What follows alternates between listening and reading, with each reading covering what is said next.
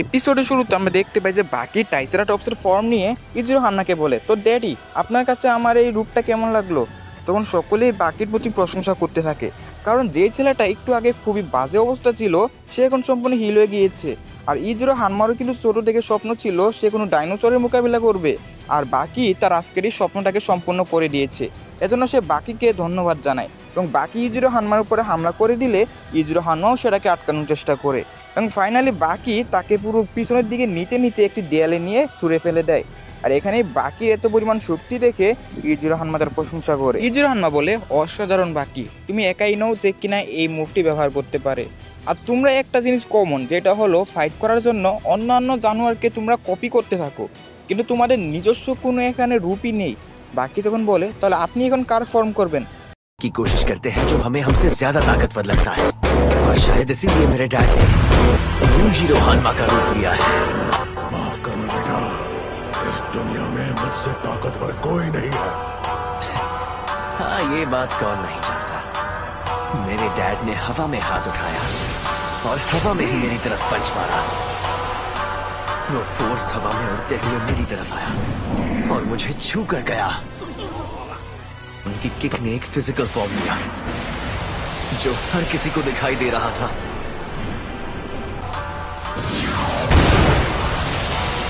मेरे डैड ने जो कहा वो बिल्कुल सच था। यूजिरो हान्मा ने किसी और का नहीं बल्कि खुद का ही रूप लिया है। তখন ইজিরো হান্মা একটি ফর্ম আনতে শুরু করে এবং আমরা দেখতে পাই যে ইজিরো হান্মা তার ফোর্স ব্যবহার করে তার গেঞ্জিটিকে সেখানে ছিঁড়ে ফেলে, আর সেখানে তার উপরে অনেকগুলো ব্রাইটনেস আসতে শুরু করে। সে মাটিতে ঘুষি মারে এবং আমরা দেখতে পাই সে হাওয়াতে পাঞ্চেসও করতে থাকে, যেটার ফোর্স সকলকে খুবই বাজেভাবে আঘাত করছিল।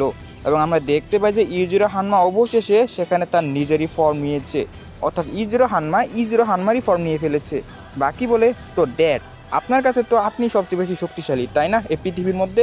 তখন ইজিরো হান্মা বলতে থাকে, হ্যাঁ আমার থেকে শক্তিশালী এই পৃথিবীর মধ্যে আর কে হবে, আর এর জন্য আমি অন্যদেরকে কপি কেন করতে যাব? আমার ফর্মই যথেষ্ট যে কাউকে হারানোর জন্য। বাকি তখন তার ড্যাডের উপরে ডাইরেক্টলি হামলা করে দেয়, এতে ইজিরো হান্মা তখন একটুর জন্য বেঁচে যায়। তোগো কাবা বলে, বাহ, সে ইজিরো হান্মাকে নিচে ফেলে দিয়েছে। ডোবোরুচি বলে, এত কম বয়সে এত বেশি শক্তি। আর এখানে আমরা দেখতে পাই যে ইজিরো হান্না বলছিল, তো বাকি আমি জানতাম যে এই পৃথিবীতে তুমি আমাকে টক্কর দিতে পারবে। তাছাড়া বাকি তুমি অনেক হুঁশিয়ারি হয়ে গিয়েছো, তুমি বুঝতে পারছো আমার ব্রেন তখন অন্যদিকে ছিল। আর এখানে ইজিরো হান্না বলে, বাকি আমার কাছে চলে আসো, আমি তোমাকে শাবাশি দিতে চাই। তো বাকি বলে, ড্যাড এটা হয়তো আপনি অন্য কোনো টিক্স চাই না? তো ইজিরো হান্না বলে, আরে এটা কোনো টিক্স নয়, আমার কাছে আসো, আমি তোমাকে আদর করবো। তো বাকি তখন সেখানে কাঁদতে শুরু করে, কিন্তু ইজিরো হান্মার মুখ থেকে এই কথা শুনে তো বাকি বিশ্বাসই হচ্ছিল না। সে বলে, ড্যাড আমরা কিন্তু ব্যাটল গ্রাউন্ডে আছি। তখন ইজিরো হান্মা বলে, তুমি এসব কি বলছো বাকি? একজন বাপ কি তার ছেলেকে এখানে আদর করতে পারবে না? আর এটা শুনে বাকি যখন তার উপর হামলা করতে যায় তখনই সে থেমে যায়। বাকিকে এই সিচুয়েশনে দেখে দব্যরুচি সহ তোগো কাবারও চোখে পানি চলে আসে, কারণ বাকির এই 18 বছরের জীবনে এই প্রথম তার বাবার কাছ থেকে ইজ্জত, সম্মান এবং শাবাশি পেয়েছে, যা সে কখনো পায়নি। এবং ফাইনালি সে তার এই যে মুহূর্তটাকে হাতছাড়া করতে চায় না এবং বাকি বলে, আমার এখন আমার বাবার কাছে যাওয়া উচিত। এবং এটা বলে সে যখন যেতে থাকে হঠাৎ করে সে তখন হাতের নিচ থেকে চলে যায়। বাকি তখন বলে, না আমাকে এখন ব্যাটল করতে হবে, কারণ আমি এই দিনটার জন্যই তো ওয়েট করতেছিলাম, আজকের সকল কিছু ঠিক হলে হবে না, আমাকে আমার মায়ের প্রতিশোধ নিতে হবে। ইজিরো হান্মা বলে, আচ্ছা বাকি দেখা যাক তোমার কতটা শক্তি। এবং এটা বলে বাকির পিছনে চলে আসে এবং বাকিকে ধরে ফেলে এবং বলে, আমি হলাম ইজিরো হান্মা এবং আমার যেটা মনে চায় আমি সেটাই করব। এবং এটা বলে সে বাকির মাথার উপরে হাত রাখতে শুরু করে। বাকি সেখানে চিল্লাতে শুরু করে, কিন্তু কোনো লাভ হয় না। পাশাপাশি আমরা বাকির চোখে খুশির ছাপও দেখতে পাই। তখন ইজিরো হান্মা বলে, দেখেছো আমার যেটা মনে চায় আমি সেটাই করতে পারি, কারণ আমি হলাম ইজিরো হান্মা, এখন তোমাকে আমার শক্তির আন্দাজে দিতে হবে।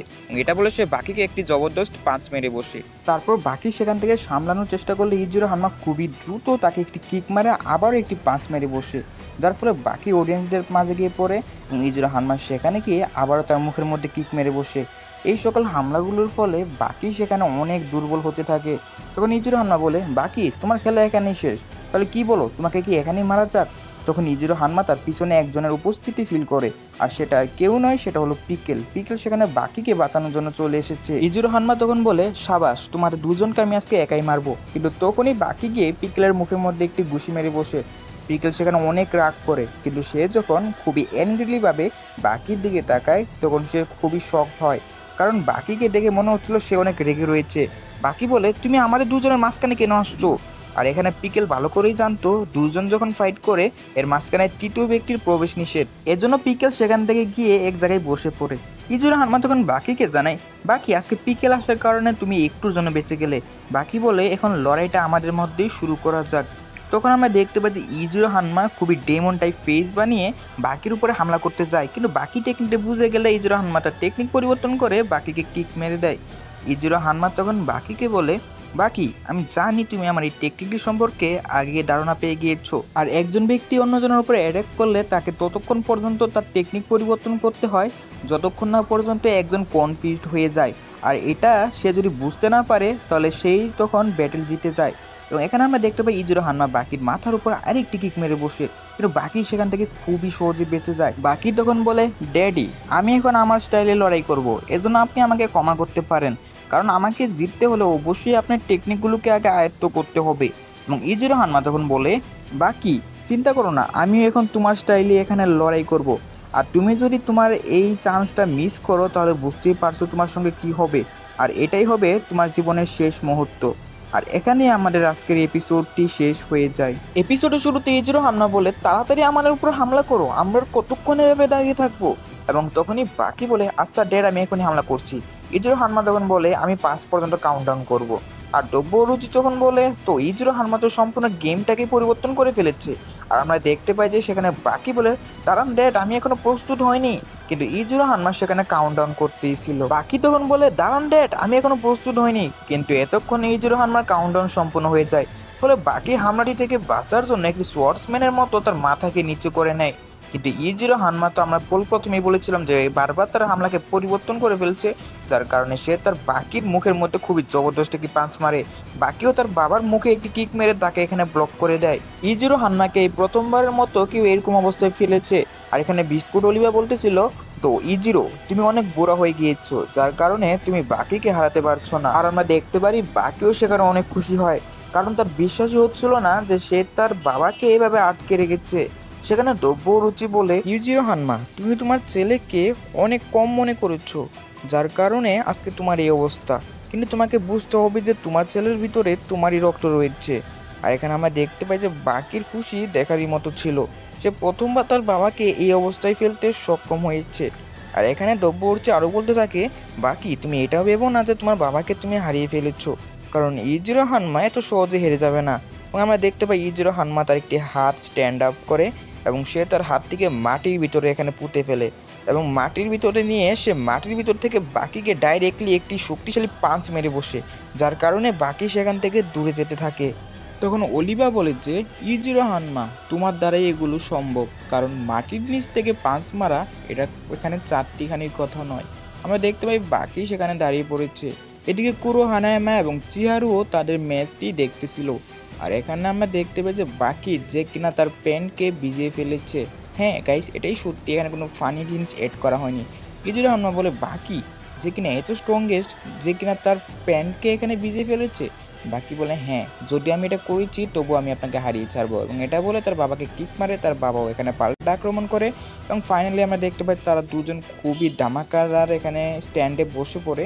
আর ইজিরো হানমা তখন বলে, তো তোমাকে আমি যত দেখছি ততই অবাক হচ্ছি বা, কিন্তু এই সকল ছোট মোটো হামলা থেকে তোমার ভিতরে যে আসল বাকি সেটা জেগে উঠবে না। তাহলে এখনই সময় এসে পড়েছে তোমাকে শেষ করে দেওয়ার। আর এই পৃথিবীতে তুমি একমাত্র ছিলে যে কিনা আমাকে হারাতে পারতে, কিন্তু খুবই আফসোস তুমি এখনই মারা পড়বে। আর এটা বলে ইজিরো হানমা সম্পূর্ণ প্রস্তুত হয়ে যায় বাকির উপর হামলা করার জন্য। সে বাকিকে একটি ঘুষি মারে এবং যার ফলে বাকি দূরে গিয়ে পড়লে ইজিরো হানমা মুহূর্তের মধ্যে আবারও সেখানে গিয়ে বাকিকে আরেকটি ঘুষি মারে।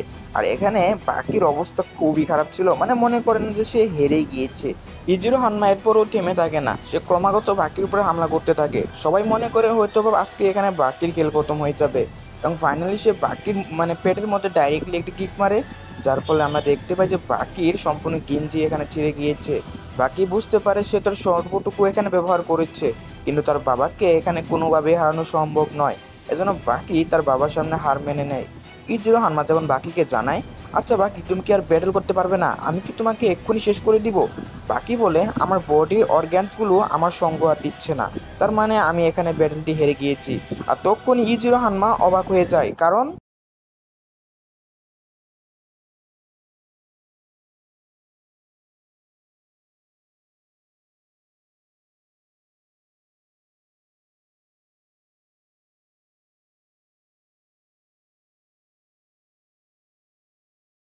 আসলে সেখানে ইউচিরো হানমার শেডো চলে এসেছিল। আর ইউচিরো হানমা হলো ইজিরো হানমার বাপ, মানে আমাদের বাকির দাদাজি, যাকে দেখে ইজিরো হানমা বিশ্বাসই করতেছিল না। বাকি যখন বলে, ইনি কি আমার দাদাজি হয়? ওনার তো সোলজার্স অনেক বেশি চৌড়া। সেখানে ইউচিরো হানমা ইজিরো হানমাকে বলে যে, আমার ছেলে তার ছেলেকে হারাতে পারছে না, বাকি তুমি ভালো করে ফাইট করো, তুমি তোমার বাবাকে নিশ্চয়ই হারাতে পারবে। আর এখানে টোকোকাওয়া বলতেছিল, তারা সকলে কি ইচিরো হানমার প্রতিচ্ছবি দেখতে পাচ্ছে? আর তখন ওই লোকটা বলে, ইচিরো হানমা আবার কে? তখন টোকোকাওয়া বলে, ইউচিরো হানমা হলো ইজিরো হানমার বাবা, যে কিনা আমেরিকাকে সর্বপ্রথম হারিয়েছিল। আসলে 80 বছর আগের ঘটনা, যেখানে জাপান এবং আমেরিকার যুদ্ধ হয়েছিল। সেখানে 6 মাস যুদ্ধের পর আমেরিকা যখন আবার কামব্যাক করতেছিল, তখনই তারা রাস্তার মধ্যে মানে ওই নদীর মধ্যে একটি আইল্যান্ড দেখতে পায়। ওই আইল্যান্ডের মধ্যে অনেক মিলিটারি ফোর্স থাকতে পারে, এজন্য তারা সেটিকে ঘেরাও করে এবং তারা সেখানে অনেক গুলি বর্ষণ প্লাস বোমা বারুদ সকল কিছুই সেখানে ফেলে দেয়। কিন্তু এই সকল কিছু ফেলা হয়েছিল একজন মাত্র মানুষের জন্য, আর সেটা হলো ইউচিরো হানমা। এবং সেখানে তারা প্রচেষ্টা তো অনেক করেছিল এবং সেখানে কিন্তু তারা অনেক সেনাবাহিনীকেও পাঠিয়েছিল, কিন্তু অবশেষে ফলাফল হয় কি, সেখানে ইচিরো হানমার কিছুই হয় না। আর সেখানে যেই সকল সেনাবাহিনীরা গিয়েছিল তাদের সকলকে ইচিরো হানমা মেরে ফেলেছিল। সেনাবাহিনীর যে প্রধান ছিল সে তখন বলে, আচ্ছা একজন মাত্র মানুষ, সে আমাদের সকল সোলজার্সকে কিভাবে মেরে ফেলতে পারে? আর ওই সোলজার্স বলে, ওটা কোনো মানুষ নয়, ওটা আসলে একটা মনস্টার। আর তখন মেজর চিফ বলে, আমরা এখন তার উপরে অ্যাটমিক বোমা ফেলবো। আর তখনই আমরা দেখতে পাই যে টোকোকাওয়া আবারও বলতে থাকে, তারপর মেজর চিফ জাপানে হামলা করার উদ্দেশ্যে বেরিয়ে পড়ে। কিন্তু তখনই একটি আকস্মিক ঘটনা ঘটে। ওই মেজর চিফের অর্ধেক শরীর সেখানে জাহাজে পোতা ছিল। সকল সোলজার্সরা সেটা দেখে অবাক ছিল। আর একজন সোলজার জানায় যে ইউচিরো হানমাই এটা করেছে। আর তখনই সেখানে মুহূর্তের মধ্যে 2000 সোলজার চলে আসে। আর ইউচিরো হানমা সেখানে লুকিয়ে ছিল, এই সোলজার্সগুলো যেন সেখানে তাড়াতাড়ি চলে আসে। এবং সে তখন বেরিয়ে পড়ে এবং সে এমনই একটি টেকনিক ব্যবহার করে যার কারণে সকল সোলজার্সরা পানিতে জাম্প করে দেয়। আর এভাবেই সে সম্পূর্ণ আমেরিকাকে হারিয়ে দিয়েছিল। তখন সেই লোকটি বলে, আচ্ছা টোকোকাওয়া, সে কোন টেকনিক ব্যবহার করেছিল? টোকোকাওয়া তখন বলে, ওই টেকনিকটার নাম হচ্ছে ড্রেস। আর তখন ইজিরো হানমা বলে, তো আমার বাবা এখান থেকে চলে গিয়েছে, তো বাকি আমি অনেকদিন পর আমার বাবার সঙ্গে দেখা করেছি, আর আমার তার সঙ্গে একটি টেকনিকের কথাও মনে পড়েছে। আর এখানে আমাদের আজকের এপিসোডটি শেষ হয়ে যায়। তাহলে তার যে ওই স্পেশাল টেকনিক রয়েছে মানে ড্রেস টেকনিক, সেটা কীরকম হতে চলেছে, যার কারণে 2000 সোলজার সেখান থেকে পালিয়ে গিয়েছে, ওই টেকনিকটা সহ আমরা বাকি হানমার লাস্ট ফাইট দেখতে পারবো আমাদের আগামীকালের এপিসোডে। সো আগামীকালের এপিসোডটি মিস করতে না চাইলে অবশ্যই চ্যানেলে নতুন হলে সাবস্ক্রাইব করে আমাদের সঙ্গে থাকতে পারেন, হোয়াটসঅ্যাপ গ্রুপে জয়েন হতে পারেন। প্লাস আপনারা যারা এডিটিং শিখতে চান, মানে আপনারা আপনাদের ফ্রেন্ডের কাছ থেকে টাকার মাধ্যমে এডিট করেন, আপনাদের ফটো বা বিভিন্ন জিনিস আপনারা এডিট করে থাকেন, এই কথা আপনারা বাদ দেন, আপনারা যে ডেসক্রিপশনে একটি চ্যানেল রয়েছে, ওই চ্যানেলে আপনারা ভিজিট করতে পারেন। ওনার প্রত্যেকটা ভিডিওর মাধ্যমে আপনারা এডিট সম্পর্কে ভালো ধারণা পাবেন। তো আশা করি আপনারা ওই চ্যানেলটা ভিজিট করবেন। আর আজকের মতো আপনাদের সবাইকে গুড বাই।